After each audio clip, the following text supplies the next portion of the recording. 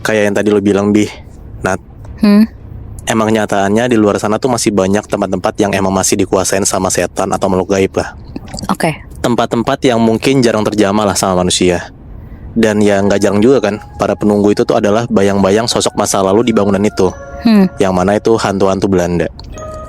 Salah satu tempat yang gue maksud di sini adalah sebuah bangunan mes milik pemerintah yang kebetulan sempat dipakai buat dijadiin mes proyek buat kebutuhan pembangunan salah satu jalan tol di daerah Jawa Tengah. Oke. Cerita ini yang ngirimin namanya Torik.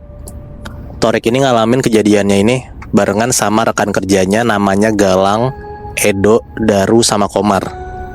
Nah, mereka semua berlima itu tuh emang kerja di sana menjadi salah satu teknisi sipil lah di proyek jalan tol ini. Coba gue gambarin lu bentuk bangunannya. Jadi mes ini nih beneran kayak rumah tua 2 lantai gitu, Bi, Nat. Bentuk bangunannya tuh kayak masih kerasa abad kolonialnya lah. Temboknya tebel, jendela kayu tinggi, dan kayak ada semacam balkon melingkar gitu di lantai 2-nya. Terus kata kepala proyek ini pun juga dulu katanya rumah ini tuh adalah bekas rumah pejabat zaman Belanda. Tapi ya sekarang dialihfungsikan sama dinas buat jadi mes teknisi ini. Oke. Jujur dari luar sebenarnya bangunan ini tuh biasa aja. Udah kayak direnovasi juga, jadi kayak udah bagus lah gitu. Nah tapi Torik dan teman-temannya berlima ini waktu pas masuk suasana tuh jadi kayak kaku. Auranya tuh jadi kayak kerasa berat. Seolah-olah rumah ini kayak gak sedang didatengin sama orang baru gitu loh. Oke. Nah orang katanya ya baru malam pertama di sana udah ada aja nih kejadian anehnya. Pas lagi mandi malam-malam, ini hari pertama ya, malam pertama ya, Torik ini nih ngedenger ada kayak suara langkah kaki gitu, langkah sepatu keras gitu, kayak sepatu boot kulit gitu lah, nginjek kayu lantainya. Suara tuh berpola kayak tap tap tap brok gitu. Nah habis selesai mandi, Torik ini buka pintu dan kaget banget di situ kok dia lihat ada jejak sepatu boot lumpur di lantai lorongnya gitu. Padahal semua sepatu itu tuh disimpan di luar rumah, plus hari itu tuh nggak hujan. Nah Torik pikir, oh mungkin tuh cuma tanah doang ke bawah dari luar gitu. Tapi pas coba diikutin, jejak kakinya itu tuh berhenti di depan pintu kamar dia. Dan diem aja gitu, nggak ada lanjutannya. Pas udah di depan pintunya Torik tuh malah nyium kayak bau parfum tua gitu, Bi, Nat. Kayak bau kapur barus tapi kayak udah kecampur tembakau gitu lah. Oke. Itu baru kejadian pertama dan itu hal pertama yang aneh di kamar Torik. Teman kerjanya yang tadi gue bilang pernah juga, Bi, Nat, ngalamin kejadian aneh juga. Namanya Galang nih ya. Si Galang ini kebetulan ke bagian kamar paling belakang mes. Tiba-tiba dia tuh kayak lari nyamperin teman-temannya gitu dengan perasaan antusias plus campur panik juga. Kata Galang, dia itu tuh nemu pintu kecil gitu, pintu kecil tersembunyi ya, di balik lemari tua di kamarnya. Pas dia buka, isinya tuh kayak cuma lemari besi, satu set seragam ala kolonial gitu, lembaran usang berisi kayak peta perkebunan zaman dulu, catatan inspeksi berkode, sama satu benda yang mencolok perhatian dia nih. Itu tuh lonceng kuningan kecil yang kegantung di tengah ruangan. Nah Galang nih langsung lah ngefoto barang-barang ini satu persatu. Terus tanpa pikir panjang, dia tuh juga langsung kayak ngebunyiin loncengnya gitu tuh. Mungkin refleks juga gitu kan, kayak teng teng teng teng gitu pelan. Pelan tapi ngegema lah tuh, ngegema satu ruangan. Nah di malam itu, setelah mereka masuk ke ruangan ini, dan setelah Galang ngelakuin kayak ngebunyiin loncengnya itu, dia tuh jadi berubah aneh banget, Bi, Nat.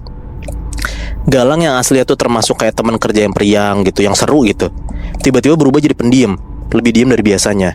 Sekalinya dia ngomongnya tuh kayak tiba-tiba pakai nada formal, kayak lagi ngelapor gitu loh.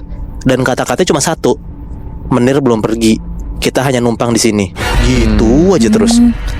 Nah terus hampir setiap malam setelahnya pun juga suara langkah kaki yang kemarin didengar sama si Torik itu kedengeran lagi, padahal nggak ada apa-apa dan nggak ada siapa-siapa. Sekarang suaranya tuh dilengkapin sama suara kayak benda kegeser dan suara laki-laki tuh ngegerutu pakai bahasa Belanda. Oke. Dan kali ini beneran gak cuma Torik doang yang denger, tapi teman-teman yang lain pun juga mereka denger dan coba ngelapor lah nih ke kepala proyek. Nah tapi jawaban si kepala proyek ini ya basic lah. Dia bilang kayak, kalian tuh cuma kecapean aja, makanya jadi halu. Itu tuh rumah kosong, gak ada apa-apa, gitu aja terus. Nah menurut kepala proyek itu pun juga mungkin rumah ini emang kosong, tapi nyatanya enggak, Bi, Nat. Galang dengan kondisinya makin parah, dia tuh pucet, dan setiap tidur pun jadi kayak sering ngelantur pakai bahasa Belanda yang dia sendiri pun juga gak ngerti artinya apa. Iya. Selain itu pun juga Galang tuh jadi kayak sering berdiri tegak di lorong mes sambil kayak agak nunduk gitu, seolah-olah kayak lagi nyapa seseorang yang jauh lebih tinggi gitu lah. Jadi kayak respect gitu. Terus meja makan yang abis dipakai malamnya, pagi-pagi tuh kayak tiba-tiba tuh ketata ulang gitu loh, Bi, Nat. Beneran kayak baru digunain sebelumnya, kayak sendoknya tuh udah melintang, piring tuh kebalik, terus juga serbetnya tuh jadi kayak dibersihin. Pokoknya kayak udah dibersihin dengan sendirinya, tapi padahal Torik dan teman-temannya pun nggak ada yang ngebersihin gitu. Ada lagi nih, temannya namanya Komar. Satu malam, Komar kebangun dari tidurnya dan terus-terusan kayak mukul pintu kamarnya. Katanya tiba-tiba pintu kamarnya dia tuh kekunci dari luar. Komar kedengeran tuh histeris banget sambil kayak pelan-pelan jadi hening. Langsung lah tuh, Torik langsung nyamperin kamarnya Komar. Terus pas dibuka, Torik tuh jadi kayak ikutan kaget gitu Nat. Soalnya sekarang Torik sama Komar ngeliat di depan mereka berdua, persis di luar jendela ya, udah ada bayangan cowok tua tinggi gitu pakai jubah putih, berdiri anteng di halaman mes ngebelakangin jendela. Diam aja gitu. Nah tiba-tiba pelan-pelan si cowok tua pakai jubah putih ini ngebalikin kepala 180 derajat sambil senyum ke arah Komar sama Torik. Oke. Nah si sosok ini ngomong pakai bahasa Belanda, tapi pas dicoba dicari tahu artinya ya, intinya tuh kayak biarkan mereka kerja, mereka bukan tamu di sini gitu. Nah sekarang yang kena teror itu nggak cuman Galang, ya Komar pun juga akhirnya kena lah nih. Kebesokan harinya si Komar tuh demam tinggi, terus mulai ngomong yang aneh-aneh. Dia tuh udah mulai tuh nggak mau diajak makan, dan gangguan pun mulai berubah bentuk tuh. Lampu mes tiba-tiba jadi kayak sering nyala mati, dan nyala matinya tuh kayak terjadwal gitu. Mulai dari jam 8:30 malam, terus baru hidup lagi itu jam 3 pagi. Jam dinding juga tiba-tiba pecah. Terus seragam kolonial yang dulunya ada di ruangan tersembunyi itu tuh tiba-tiba pindah ke gantung rapi di ruangan tengah, padahal nggak ada yang sama sekali mindahin. Terus setiap pagi selalu ada suara kayak bel kecil gitu berdenting 3 kali dari arah ruang makan, seolah-olah tuh kayak ada alarm buat ngebangunin mereka buat makan gitu, buat sarapan. Daru pernah nih, ini temannya si Torik juga. Daru pernah kedapatan duduk sendirian di meja makan tengah malam sambil kayak baca catatan inspeksi proyek gitu, tapi pakai huruf Latin lama yang nggak bisa kebaca.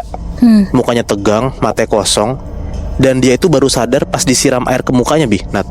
Di situ pun juga Edo nih, temennya lagi, itu juga dapet teror ternyata. Dia tuh mulai mimpi aneh kayak lagi diaudit, ditanya-tanyain, sama disuruh kayak hormat di depan sosok berbaju putih panjang kemarin itu. Mimpinya tuh rinci banget dan Edo tuh bisa keinget jelas banget. Sosok ini tuh tegas, dingin, suaranya tuh berat kayak nagih izin ke Edo gitu. Padahal tuh di mimpi doang, tapi Edo tuh bisa kayak ngedescribe jelas banget gitu. Nah puncaknya ada di satu malam Jumat, mereka tuh lagi kayak ngumpul di ruang tengah, tiba-tiba semua lampu mati.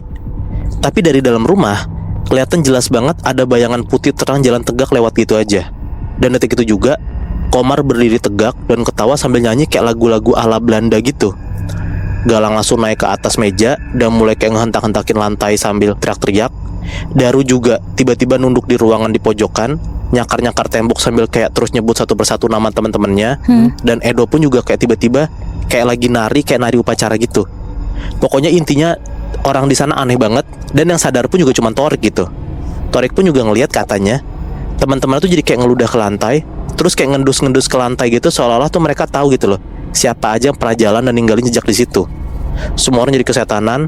Torik kewalahan, dia bingung mau ngapain, dia bingung juga harus gimana. Akhirnya dia milih buat keluar mes buat nyari warga terdekat lah buat minta tolong.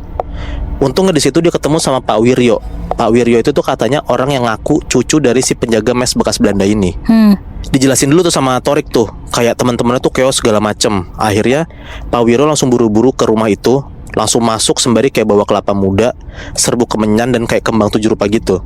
Di situ Pak Wiryo tuh cuma ngomong, mes ini nggak kosong dan kalian tuh udah membangunkan tuan inspektur, katanya gitu. Terus si Pak Wiryo bilang, siapapun yang nggak ngehormatin dia itu tuh akan dijadikan staf selama-lamanya. Nah tanpa pikir panjang, Pak Wiryo tuh kayak langsung ngebakar serbuk kemenyan gitu, terus kayak nyiarin air kembang 7 rupa tuh ke beberapa titik di rumah-rumah itulah ya. Nggak lama dari situ, mereka tuh yang lagi kesurupan tadi pelan-pelan kayak mulai tenang, terus tiba-tiba ambruk, pingsan, dan nafas mereka tuh kayak akhirnya balik normal lagi lah, nggak gitu lama. Terus pas mereka udah pada siuman, wajah mereka tuh kayak tetap kosong, kayak pegawai yang dimarahin sama atasannya gitu loh, kayak linglung gitu. Dan setelah malam itu, Torik sama teman-temannya tuh beneran udah nggak berani lagi tinggal di sana. Udahlah, setelah kejadian itu akhirnya semua orang yang ada di mes itu dipindahin ke tenda proyek, nggak ada protes sama sekali, bahkan kepala proyek pun juga enggak gitu. Terus rumor tuh udah mulai nyebar, dan katanya rumah itu tuh dulunya tuh bukan sekedar rumah tinggal, tapi pos inspeksi utama militer sipil Belanda di era tanam paksa. Beberapa penjaga tua tuh bilang kalau dulu tuh emang ada kayak satu tuan besar atau menir gitu ya, yang nggak pernah ninggalin rumah itu bahkan ketika para tentaranya pergi. Nah akhirnya setelah kejadian itu katanya ya, Galang tuh masih sering kayak duduk diem kalau denger bunyi bel. Komar tiba-tiba kayak berhenti total dari dunia teknik. Katanya tuh dia kayak lebih cocok jadi penjaga aja gitu. Edo dan Daru hilang tanpa kabar. Dan Torik sendiri, setiap dia ngelewatin bangunan tua yang kayak berbau Belanda gitu, tanpa dia sadar, tiba-tiba dia kayak dia berdiri tegak gitu. Anjir, fuck banget sih. Gue kira awalnya tuh kayak emang ngebantu gitu ya. Maksudnya kan tadi kan sempat beres-beres kan di awal kan. Tapi ujungnya tragis juga anjir. Ya mungkin juga gue notisnya karena dia tuh mindahin barang-barangnya, terus kayak dia tuh kayak hidupin lonceng-loncengnya, mungkin nggak sopan gitu kali ya. Kayak dipegang-pegang sembarangan gitu kan jadinya. Padahal kan bukan punya dia kan. Muibi, gue bahas lagi ya. Siapa tahu kalian lupa sama malam Selasa Kliwon. Malam yang katanya cukup spesial dan lebih ngeri dibandingin sama malam Jumat Kliwon. Kalau di budaya Jawa sih hari ini emang sering diasosiasiin sama hari yang paling punya energi mistis dan spiritual yang kuat. Dan Selasa Kliwon ini tuh identik sama beberapa hal ternyata. Pertama, ini dipercaya jadi hari keramat dan mistis. Kedua, ini adalah waktu yang baik untuk ngelakuin ritual atau semedi. Dan ketiga, ini juga dipercaya jadi hari pantangan atau waspada. Ada lagi nih yang keempat, hari ini sering berkaitan sama sosok-sosok gaib tertentu. Dan yang terakhir, Selasa Kliwon ini sering jadi hari pasaran buat tempat-tempat yang dikenal angker. Tapi untuk pertama-tama, gue bakalan bacain cerita tentang Selasa Kliwon yang dianggap jadi hari yang kuat secara gaib atau spiritual. Banyak orang yang sampai percaya kalau di hari ini tuh makhluk halus atau roh leluhur itu tuh lebih aktif dan lebih mudah interaksi sama dunia kita, dunia manusia.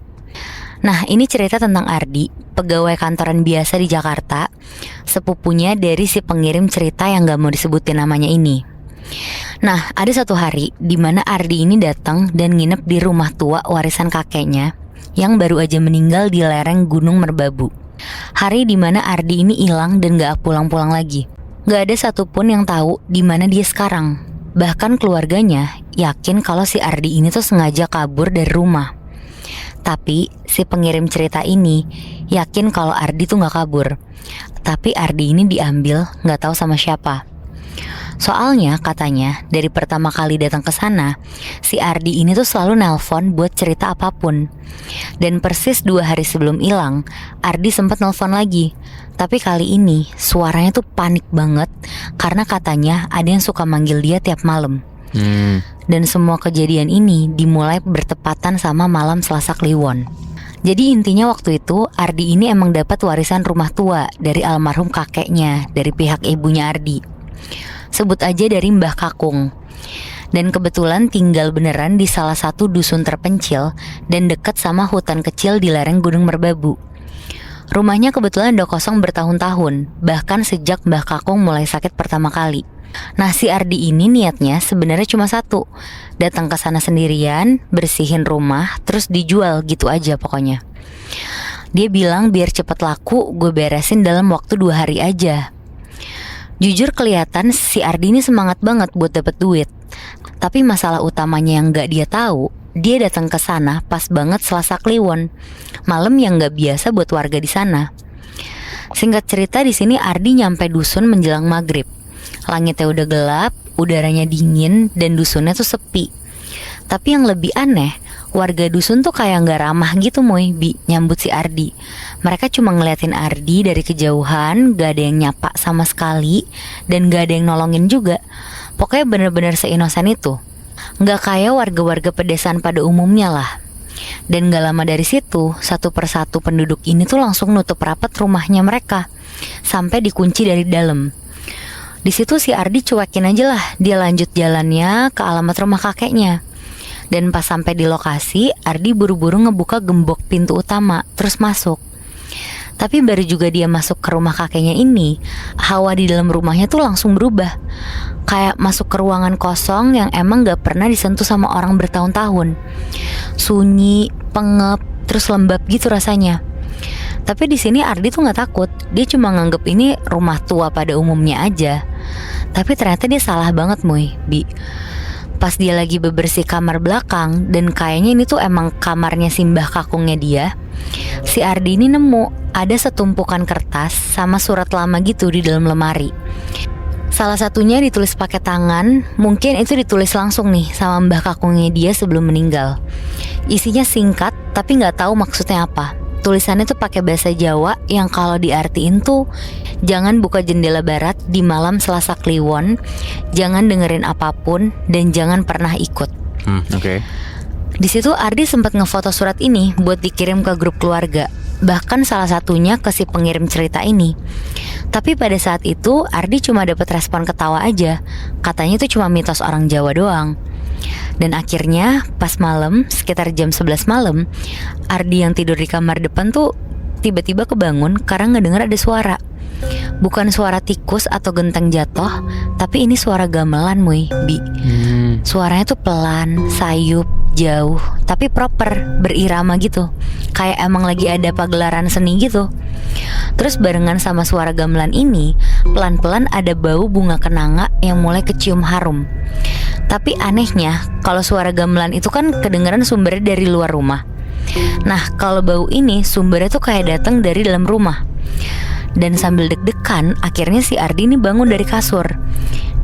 Dia jalan pelan-pelan ke arah salah satu jendela, dan ada satu jendela yang dia gak sadar tuh jendela barat tadi yang ada di tulisan kakeknya. Dan dari situlah semuanya berubah. Dari jendela barat itu, Ardi bisa ngelihat ada barisan sosok kayak lagi jalan pelan di pinggiran hutan. Mereka semua nari, tapi kaku, kayak badannya emang udah gak lentur aja. Terus muka-mukanya nih gak kelihatan sama sekali, kayak buram gitu. Beberapa pakai kain putih panjang, sedangkan yang lain bajunya tuh lurik. Tapi yang paling jelas, di barisan paling depan itu ada perempuan berkebaya tua, rambutnya panjang, matanya kosong, terus senyumlah ke arah Ardi. Di sini tuh bukan senyum biasa gitu loh, Bi. Dan di situ Ardi mundur, tapi suara gamelannya tuh nggak berhenti. Dan di setiap pukulan gong, dada Ardi nih kayak ketekan pelan-pelan gitu. Nafasnya tuh pelan-pelan jadi sesek. Dan besok paginya Ardi ini sempat nelpon buat cerita ke si pengirim cerita ini, ke sepupunya. Suaranya tuh pelan. Ardi tuh cuma bilang kalau semalam ada yang nari-nari di belakang rumah. Dan yang lebih aneh, Ardi nemu jejak kaki basah di teras yang ngarah keluar jendela barat, tanpa ada jejak keluar.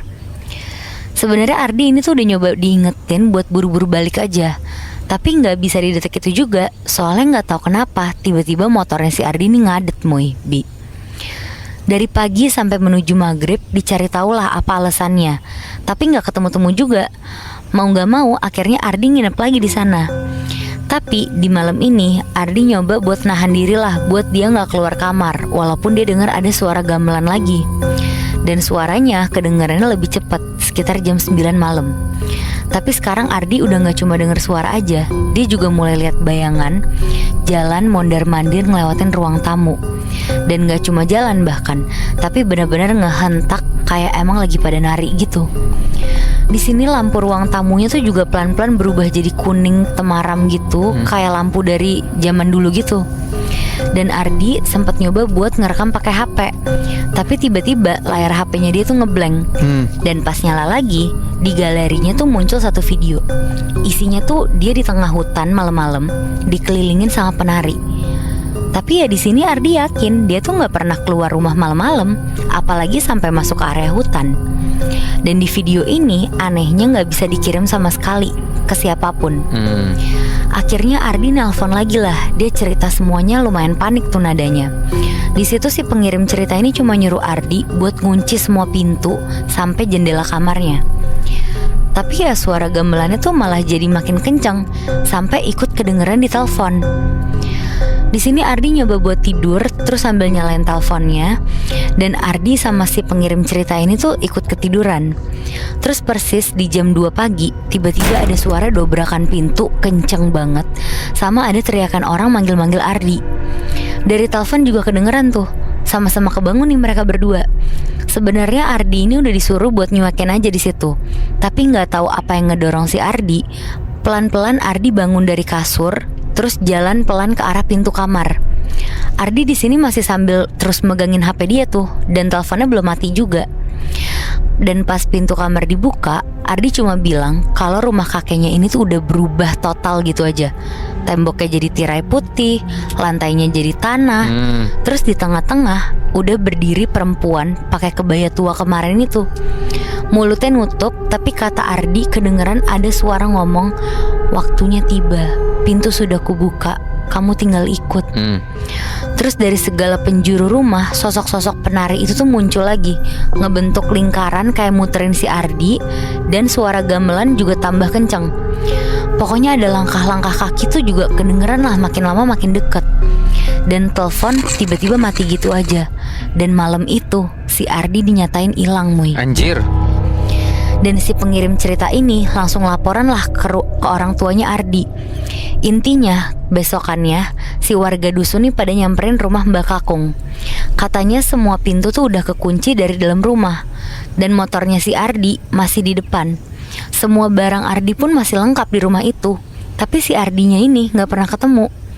Dan kata warga dusunnya juga, sampai hari ini setiap malam Selasa Kliwon, dari arah rumah Mbak Kakung masih sering kedengeran suara gamelan. Dan gak cuma itu, Muy, Bi. Katanya ada warga yang pernah nekat ngeberaniin diri buat ngedekat ke arah jendela barat rumah. Dan dia beneran ngeliat rombongan penari itu. Penari dengan badan kaku dan mata kosong. Tapi salah satu di antara mereka katanya ada yang mirip sama Ardi. Anjir, Muy, sampai sekarang masih belum ditemuin berarti ya? Ngeri banget sumpah. Di daerah Bandung ada satu restoran yang cukup terkenal. Orang-orang yang tinggal di daerah sana tuh pasti tahu lah tempat ini di mana dan apa namanya ya. Di resto ini sebenarnya nggak ngejual banyak menu. Menu yang direkomendasiin mereka itu yang paling terkenal ya. Itu ikan goreng sama ikan bakarnya. Usut punya usut, resto ini punya salah satu orang yang asli daerah Jawa Barat yang emang besar dan udah sering ngembangin bisnis mereka di sektor makanan gitu. Jadi nggak cuma satu restoran ini doang di Bandung gitu loh. Restonya ukurannya ya lumayan gede. Makanya di resto ini punya banyak banget karyawan. Kira-kira tuh sekitar ada 20 karyawan gitu lah. Dengan ukuran yang lumayan luas, resto ini tuh jadi kayak terkenal setiap hari tuh penuh. Dan sering banget antrean tuh panjang banget lebih, Nat. Tapi suksesnya tempat ini tuh sering banget jadi pembicaraan sama banyak orang. Banyak orang ngejudge juga katanya restoran itu penuh karena pesugihan atau pakai penglaris gitu. Nah ini tuh makin jelas banget setelah beberapa karyawan mereka itu juga nemuin hal-hal janggal. Ada salah satu karyawan yang namanya Adit.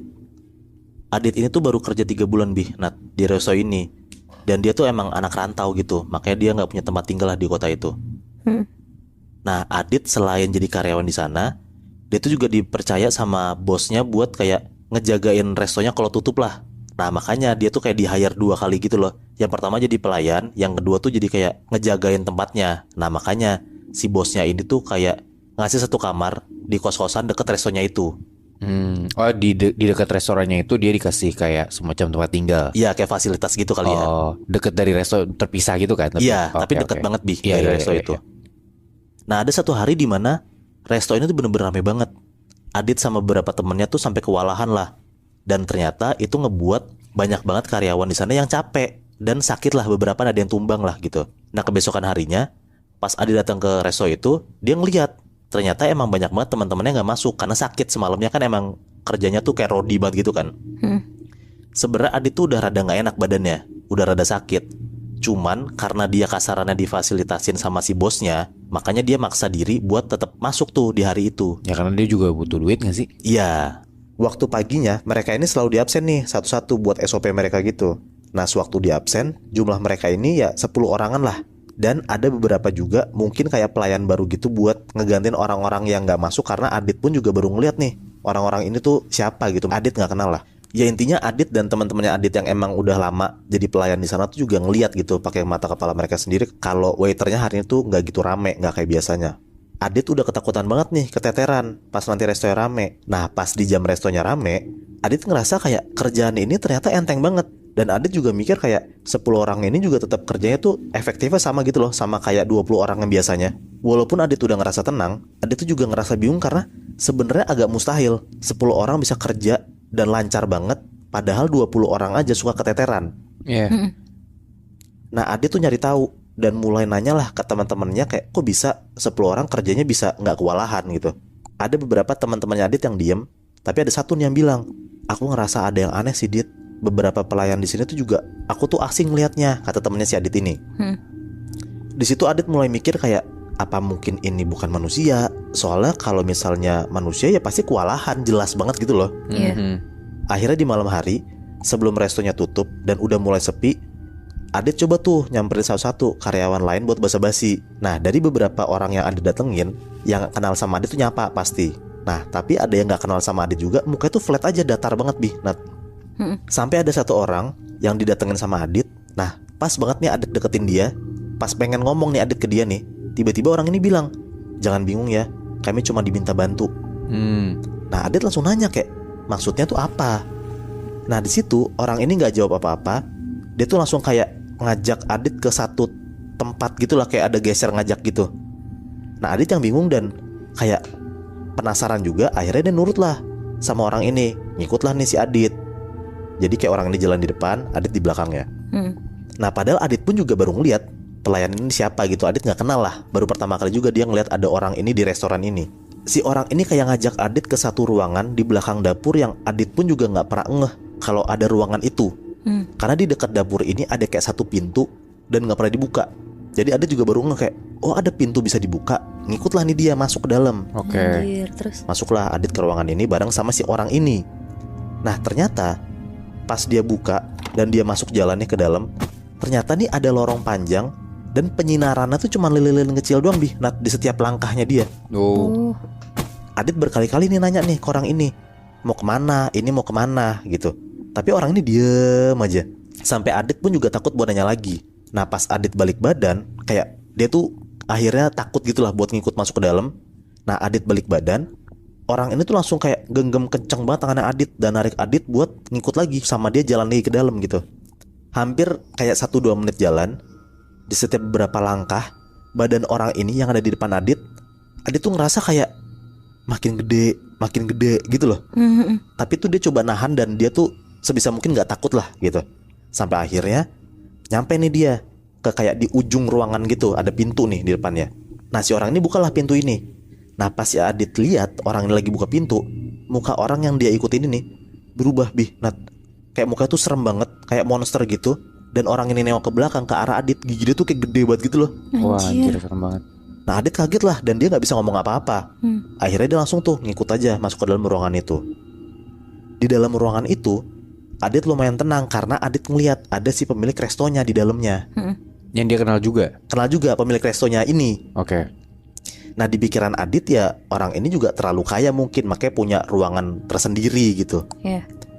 Adit langsung lah salamin si pemilik ini dan ya respect gitu. Dan tiba-tiba si Adit ini langsung disuruh duduk di satu kursi sama si pemilik restonya. Pas Adit duduk, di depan Adit itu tiba-tiba nongol ada sosok besar tinggi yang lidahnya panjang banget Bi, Nat. Di situ tuh Adit takut banget, dia tuh histeris teriak-teriak gitulah pokoknya karena dia kaget banget tiba-tiba ada sosok makhluk halus gitu. Nah ternyata sosok ini tuh genderuwo dan si Adit ngeliat genderuwo itu lagi ngejilatin banyak banget piring. Piring restoran itu. Pemilik resto ini langsung pegang pundaknya Adit terus dibilang, keluarga kamu saya biayain Dit, kamu tenang aja, jangan bilang siapa-siapa. Akhirnya Adit cuma bisa nge-freeze dan dia tuh nyaksiin tuh hal yang baru pertama kali dia ngeliat. Karena dia gak pernah nyangka kalau misalnya ternyata resto dia tuh kayak gini gitu loh. Abis dari malam itu berita itu langsung kesebar Bi, Nat. Karena Adit tuh gak bisa nahan sendiri rahasia besar ini. Jadi dia sebarin Muy? Iya, dia langsung ngomong tapi cuman ke beberapa pelayannya doang gitu loh. Kayak orang yang emang dia deket gitu, cuma 2-3 orang doang. Nah ternyata terjawablah semua nih. Ternyata resto ini tuh pakai pesugihan dan ngejadiin genderuwo ini jadi penglarisnya. Nah piring-piring yang genderuwo jilatin ini ya bakal dipakai sama tamu-tamu di sana. Itu juga ngebuat kenapa makanannya kalau makan di tempat itu enak, tapi kalau dibawa pulang itu tuh jadi nggak enak gitu loh, Nat. Ya karena makan di tempat itu ya enak rasanya karena udah dijilatin sama si genderuwo itu. Wah anjing serem banget. Tapi berarti kalau menurut gue ya Muy, itu hitungannya gak cuma satu genderuwo doang dong. Pelayan-pelayan yang lu bilang tadi juga hitungannya makhluk-makhluk halus gak sih? Nah bisa jadi karena si sosok ini kan bilang kita cuma diminta bantuin. Nah gue gak tahu tuh sosok ini apakah emang jelmaan doang atau penglarisnya juga. Gue juga masih kurang paham tuh. Tapi yang jelas adalah ada satu sosok yang emang jadi penglaris resto ini, ya si Gendro itu.